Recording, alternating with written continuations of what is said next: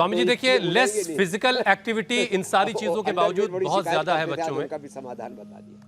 और इसी वजह से बच्चों की हड्डियां मांसपेशियों पर बुरा असर पड़ रहा है और बच्चों की हड्डियां मांसपेशियां कमजोर हो रही हैं। अब जरा सा कुछ काम बोन्स पर और मसल्स पर कर लेते हैं स्वामी जी, क्योंकि बचपन में अगर हड्डियां और मसल्स कमजोर हो गई तो फिर जवानी में बड़ी मुश्किल होगी। हाँ वो जरूर।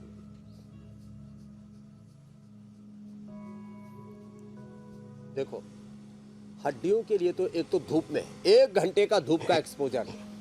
पहले तो हम लोग इतना धूप में खेले हैं, आज तक हमको एक बार भी लू नहीं लगी, कहीं एक बार भी हैजा उल्टी दस्त आदि नहीं हुआ भगवान की कृपा से, क्योंकि बचपन से इम्यूनिटी ऐसी मजबूत रही, धूल मिट्टी के संपर्क में ऐसे रहे और उससे इम्यूनिटी एकदम मजबूत हो गई। तो एक तो बच्चों को धूप में बैठने से vitamin D, B12, calcium, phosphorus आदि ये सब अच्छा रहता है। बाकी मसल्स के लिए तो सबसे अच्छा प्रोटीन है दूध, दही, दाल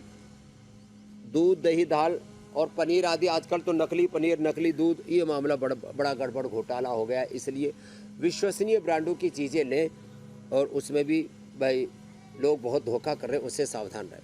सबसे अच्छा फिर प्रोटीन है सोया का, फिर सबसे अच्छा प्रोटीन है स्प्रील्यूना का प्रोटीन सबसे अच्छा होता है।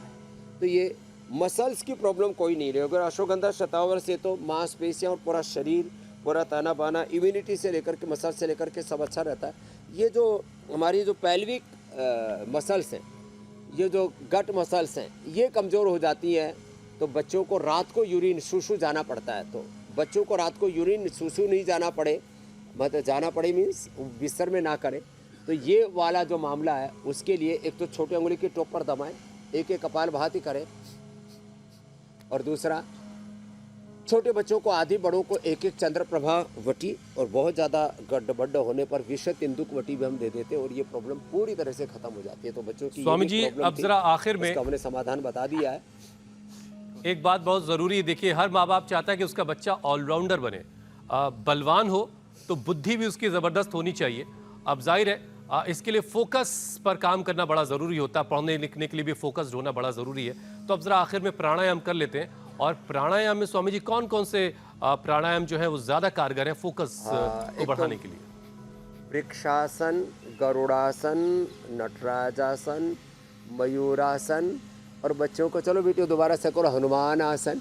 देखो ये भी हनुमान आसन, और हनुमान आसन में आगे पीछे झुकना, फिर आगे झुकना भूनमनासन, और पीछे झुकना उष्ट्रासन। ये 3-4 आसन लास्ट में ज़रूर देखें। और इधर मेरे साथ प्राणायाम भी होगा, तो इधर से एक साथ जो है एडवांस आसन और प्राणायाम। तो भस्त्रिका में लंबे श्वास, इससे पूरे 37 ट्रिलियन सेल्स चार्ज हो जाएंगे।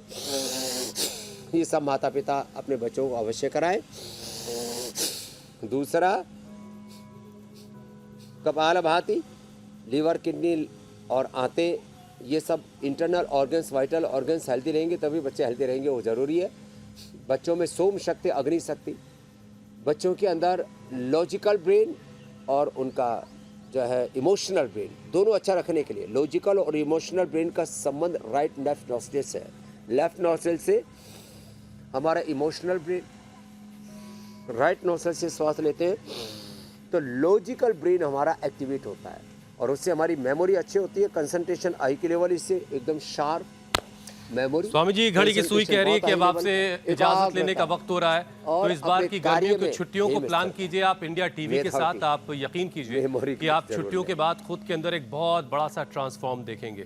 स्वामी जी अब आप, और रोज हम ये बताते रहेंगे पूरे मई जून महीने में, ये हमारी प्रतिबद्धता। और बाकी पतंजलि वेलनेस योगाग्राम आ जाइए समर कैंप में। बहुत बहुत शुक्रिया स्वामी जी। धन्यवाद स्वामी जी, प्रणाम।